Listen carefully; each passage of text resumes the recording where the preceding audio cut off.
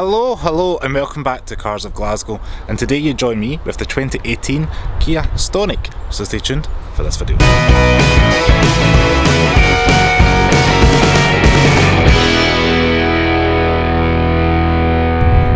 So behind me is the Stonic, which gets its name from Speedy and Tonic, and before you think it's not the thing you mix with your gin, it's actually musical notes, the first and last. And according to Kia, that means it's agile and fresh. So who knew? So the Stonic behind me rivals cars such as the Nissan Juke, Renault Captur, and all those kind of small compact SUVs that are based off hatchbacks, and this one incidentally is based off the Kia Rio hatchback. So when it first came out in 2018, you had a choice of a 1.4 petrol, a 1 litre turbo petrol, and a 1.6 diesel. If you went to buy one in 2021 brand new, you can only get the 1 litre turbo petrol. But luckily for you in the used market, there's a wide variety of models between 1.6 all the way down to 1.4 naturally aspirated. One behind me today is the 1 litre turbo, which means it's got 118 brake horsepower, 127 pound-feet of torque, 0 to 60 happens in just under 10 seconds, 9.9 claimed, and 115 grams per kilometre of CO2, which means it's not going to cost you too much in tax. However, it has got a claimed MPG of 56.2 miles to a gallon, and in real-world driving today we're getting about 41 to a gallon, so that's a little bit disappointing. I think Kia have done a good job with the Stonic to distinguish it from the Rio. If you can see, they've added SUV styling cues. We've got the roof rails up top, we've also got the body cladding around the wheel arches and along the running boards, just to make it look a bit more rugged and rough and tough, even though it doesn't have any rough and tough bits in it. It's just something to make it look a bit more stand out in the crowd. It's going to be pavement crawling more than going for the Grand Canyon anytime soon. So if we jump around to the rear, as you can see, we've got nice clean designs. Ignore the seagulls while we're talking. And if I jump into the back of it, just under here, little button to push, unlatch, the boot opens up, or the tailgate, depending if you're watching in the States. And inside we have 352 litres of boot space, which is slightly smaller than the Nissan Juke. With the seats folded, it does have split 60-40, which you can do at a touch of a button, like so. It does have 1,155 litres of boot space, which is reasonable, but there is no sliding floor or anything magic happening underneath, so you are left with a little bit of a lip when you go to that special shop called IKEA. So as we said, we've got plenty of reasonable space in the back, and these side bits pretty good because they're plastic. If you've got a dog, it means you're not going to have to get it out the carpet, and especially if you buy a mat like this, which is fitted for the Stonic, it means you're just going to wipe it down with any mucky paws, things like that. The hair's not going to get attached. So we'll go ahead and jump in the back, and as you can see, proper door handle, which is nice to see. Jump in. Pull that up.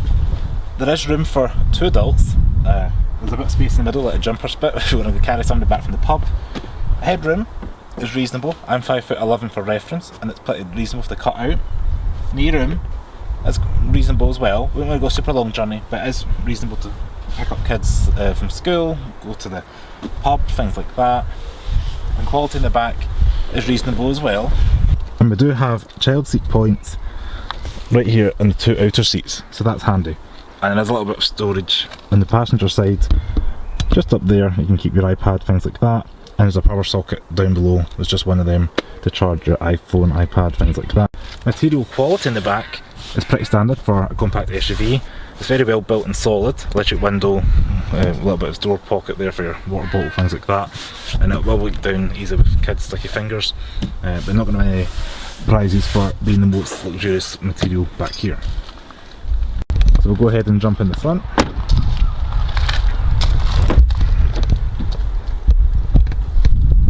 Quick look at the door. All your controls for your windows and your mirrors are all up here, nice and easy to locate. Again, similar to the back, nice robust quality materials, easy to wipe down, especially if you get sticky fingers or something, but it's not going to put any premium manufacturers sweating overnight.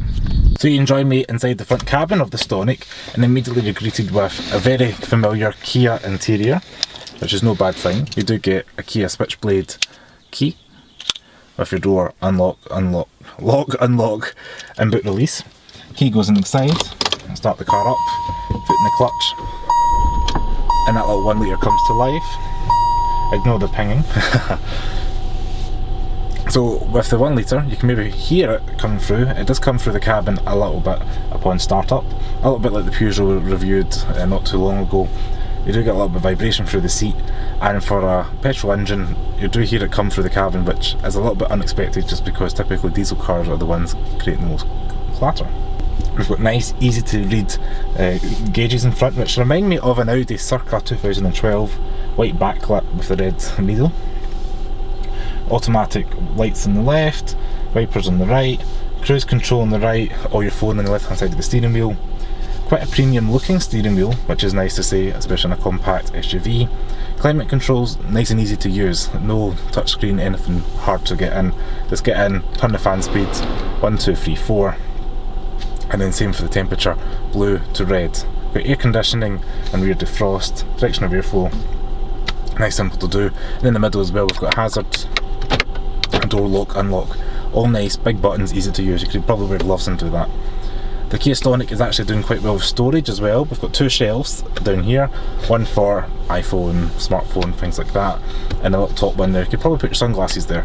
There is a little bit of storage up here, pops down, and it reminds me of the Mark V Volkswagen Golf that Mum used to have. That's interesting. I know years ago the Audi designer, which I'll try and find the name of and put in here, went to there, so that could be from him. This car does have a 6-speed manual gearbox, which nice and easy to use, quite light, up and left for reverse, and all Stonics in the UK come with rear parking sensors, so that's decent, because visibility in the rear, those C-pillars, because of the slope, isn't the easiest to see out of, but A and B pillars, thumbs up for visibility. We do get a nice manual handbrake, which again, nice to see in 2021, 2018 car, but we're still going to like it. 2 cup holders, which is good in the middle, cup of coffee, Starbucks, what vaults can go on the side. Can't tell you how many cars are getting these days, and they've not got as much storage as you'd expect, especially in a small SUV, where it's going to be like a family kind of utilitarian car. Centre armrest here is kind of vinyl wrapped with the white stitching. It does lift up, and a little bit of storage in there for things like your glasses, demist, all those kind of things. All Stonics also come with this 7-inch touchscreen system. Carly Simon, I believe. Carly Simon. Anyway, digress. All Stonics, as I said, come with a 7-inch touchscreen. That means you get Bluetooth for your phone, your music, DAB radio as well, and it has screen mirroring, so that's things like Apple CarPlay, things like that. Or a touch of a button. It's pretty quick, so that's good. Good to know. And the cabin quality overall is pretty robust. It does feel well built. It's not the most premium, as I mentioned with the door panels and things. It's not going to put like a Mercedes or BMW designers to stress overnight, but you're not expecting that. It's not that kind of, it's not X2 price. It is starting, I think, just over £18,000 around that, and all the way up to about 23.5. So it is in a different ballpark, but it is well built, and scratchy plastic's a little bit lower down, but again, you just love it, you know what you're getting. I do like the silver trim in the middle of this car, just lifts it up. It does give me kind of American vibes in terms of like Ford Mustang, maybe a Dodge Challenger, something like that. That's what this kind of big centrepiece is. I know this is a global car, but some aspects of it are feeling very American. Well, we're inside the Stonic. The seats are pretty comfortable up front. These cloth does feel like a kind of Skoda Seat level of quality, which is a plus point. And they are pretty supportive, and the fact that they're manually adjustable means there's plenty of adjustment for short and tall drivers, as well as the steering wheel has reach and brake adjustment down here, which again is another plus point for Kia, so woohoo. Wouldn't be a car to Glasgow review without a glove box, which is reasonable size. No fuse box taking up the space, which is a definite plus point, and not lined with carpeting, but it is softly damp, so plus point to Kia there. So Kia claim just over 50 miles per gallon with this engine, and in real world driving we're getting 40.1 miles per gallon, so that's a little bit of a shame just because it does get good miles per gallon, don't get me wrong, but it's a little bit far off the claimed figure.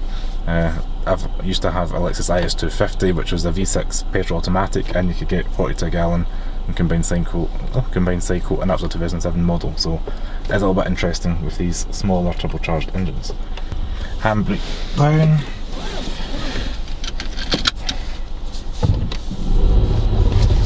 Car is easy to handle, turning circle pretty reasonable in a small car like this. Steering's nice and light, which you'd expect. As I said, parking sensors will help. Clutch is nice weight, it's got a nice weight to it, which is definitely a plus and a bonus. You don't want it something too light, and it does feel connected on the road. So overall, what did I think of the Kia Stonic? It's a small, family-friendly SUV. You can get 2 child seats in the back, ideal as I said for 2 adults, maybe 3 kids for school runs. It is well built, it's going to last a while. You're going to have Kia warranty with it, which is a plus. Also, it's nice and easy to get in, drive. Apart from the road and wind noise out in the road, it's a little bit gruff at idle. That's probably the real negatives with it. The C-pillar, a little bit hard, but that is sorted with the rear parking sensors as standard. And while mentioning that, there is no basic Stonic. They all come with like Kia level 2 all the way up to the GT line, so you do get things like your rear parking sensors, cruise control, the folding wing mirrors, things like that. So that is pretty decent. It's a definite plus point again for Kia. Nice, easy, ergonomically designed controls. You can jump in and go. Nothing's buried within screens that you see more and more in 2021. Petrol only might put people off. If you did want a diesel, you might have to look at the used market. But when you're looking there, you can get early 2018 models for about 10 grand here in the UK at the moment. So that's not too bad. And as you mentioned, the new ones go up to like 23.5. So there's a big range there. I'm sure there's a Stonic for you somewhere. So I just want to say thanks very much for watching Cars of Glasgow. Hopefully you guys all enjoyed this Kia Stonic. If you like this video, please give me a thumbs up. Subscribe to Cars of Glasgow below. Check me out on Facebook, Twitter and Instagram at Cars of Glasgow. I'll leave all the information below. And if you've got any questions on the Stonic, please comment it below, share with your friends and yeah, subscribe. So see you next video. Ciao!